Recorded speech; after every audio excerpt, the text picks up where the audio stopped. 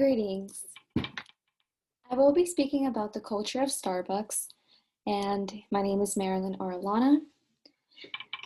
I will be speaking about how Starbucks, the culture of Starbucks, relates to the organizational culture theory. Now, with the organizational culture theory, in my understanding from the lectures, this theory may relate more to business than anything else that it was talked about in the lecture, due to the professor stating the symbols of Disney, of certain organizations and companies, and what their culture is.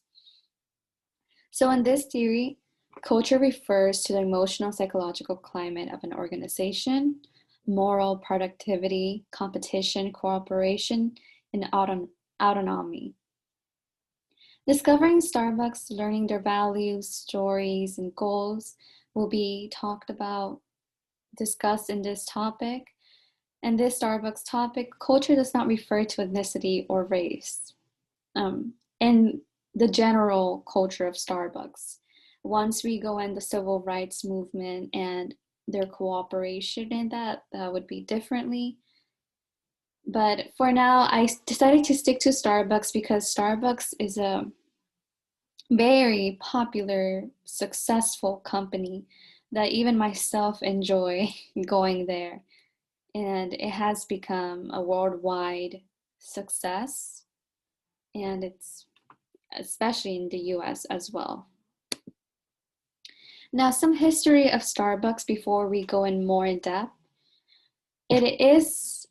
It was established here in the United States. The first Starbucks opened on March 31st, 1971 in the Pike Place Market Foundation in Seattle, Washington. And the founders of Starbucks are Gordon Bowker, Jerry Baldwin, and Zev Siegel. So as you could see, this Starbucks is actually located, as stated here in the slide, the Pike Place Market in Seattle. I have visited this cafe myself, and it still looks exactly the same how it has always looked in Seattle. It has not changed. It has not changed to a modern Starbucks. They have kept it the way it has always been. Now, throughout the years that Starbucks has been opened, and the success it has reached, the culture has changed. It has become more modern, and throughout the years, as it gets more popular, the customers they attract changes the style of the company, if that makes sense. So the Starbucks culture, the main things that they focus on that curates their culture is their customer service and focus. As you could see, when you go to Starbucks, you do get a certain type of customer service compared to, let's say, McDonald's or any of Dunkin' Donuts as their competition. I'm not trying to be biased, but it is something I have experienced in many Starbucks, comparing it to going to another company to buy their coffee. Obviously, it does depend on the barista, the person you have. They're regular people. They could be having a bad day one day and not give the best customer service. But most of the time, it is excellent customer service compared to other other companies. The diversity would be the civil movements that Starbucks collaborates with or contributes with as well. I will go more in depth about that in the discussion.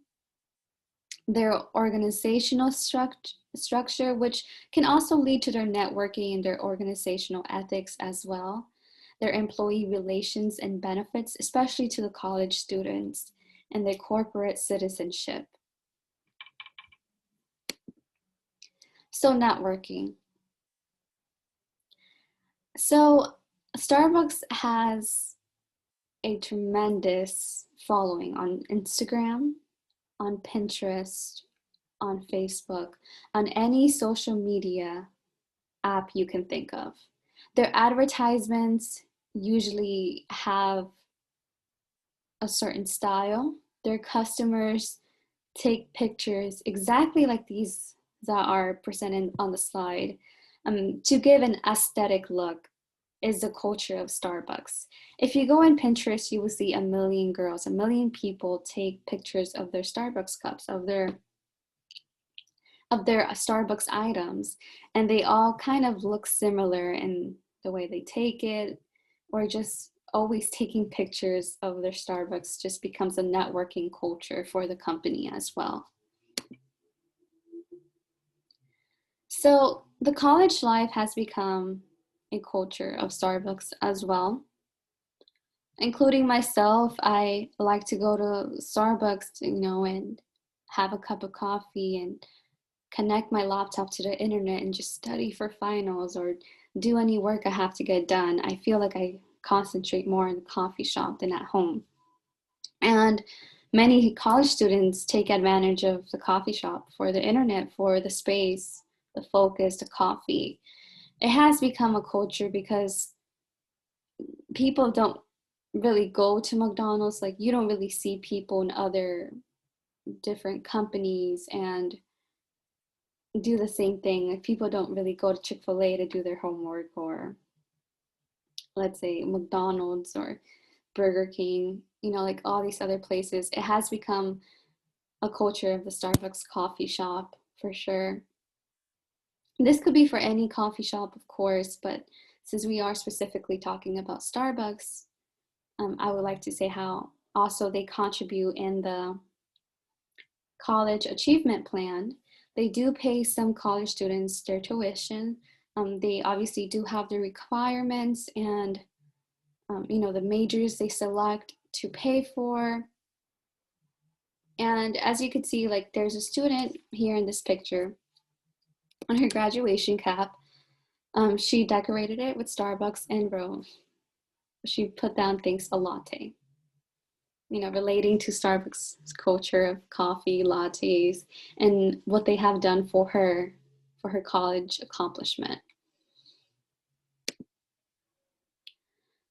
So the culture of Starbucks continues to grow with their merchandise as well. They have these cups with straws, their Christmas cups, which is their main, is a very cultural symbol for Starbucks. Once Christmas comes around, they have their Christmas cups, their Christmas merchandise, their Christmas limited edition drinks, their fall drinks, their like the pumpkin spice latte that's very popular. But mainly, like, they go all out for Christmas more than fall. So the little items like this plays a big role in becoming the culture of something, which in this case would be Starbucks, and we're specifically talking about their culture that involves their achievements, their goals, their purposes, and their merchandises that also leads to their purpose. As a company that Starbucks, they do work in keeping the success, and they know that if they build this culture, it will keep the success, it will keep the customers coming back to something that no other coffee shop offers. Because there is local coffee shops around town, but they don't participate in the culture that Starbucks gives out to their customers. As I mentioned before, like the Christmas cups. I know me and my friends, we love going to Starbucks during the Christmas time because we love getting their new merchandise, their new Starbucks Christmas cups, and trying their new drinks that we can only drink once a year for the Christmas time. So that plays also a big role. Now, the culture of Starbucks participates in civil rights movements. So as I provided these pictures to show some examples of some of those civil rights movements that Starbucks supports very publicly.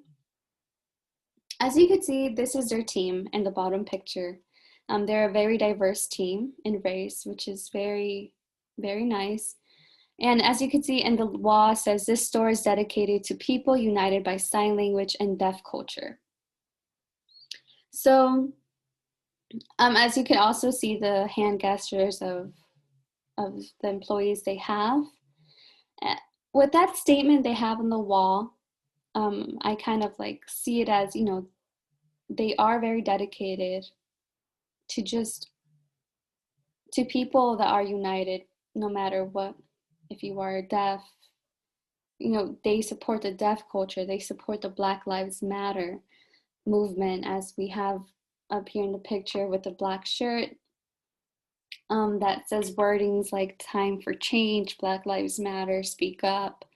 We see here, support you, enough, stand up. And also for the Gay Pride Month, they came out with some merchandise cups as well.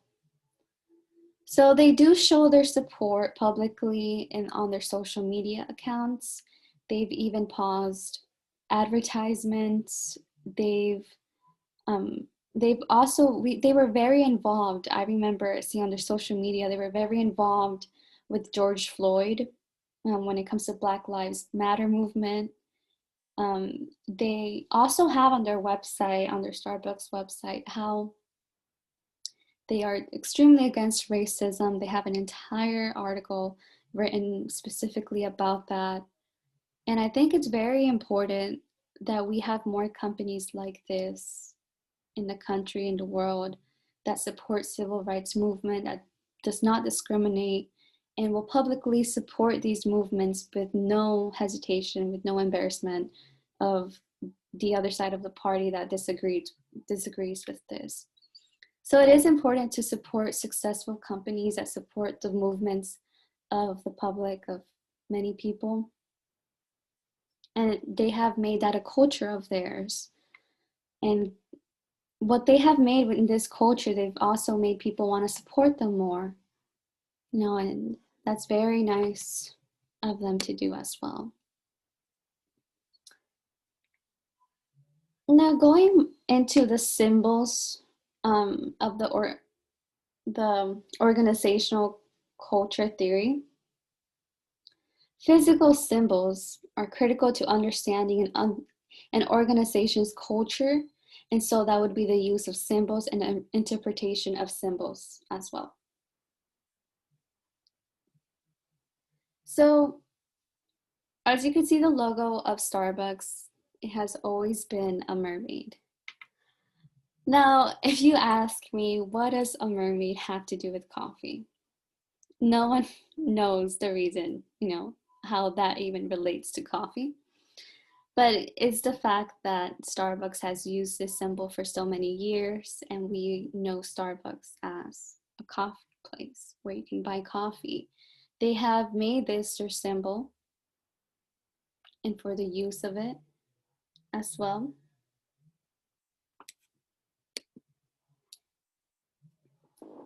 Now, the organizations communicate their culture. So as stated in the lecture, Disney was used as an example.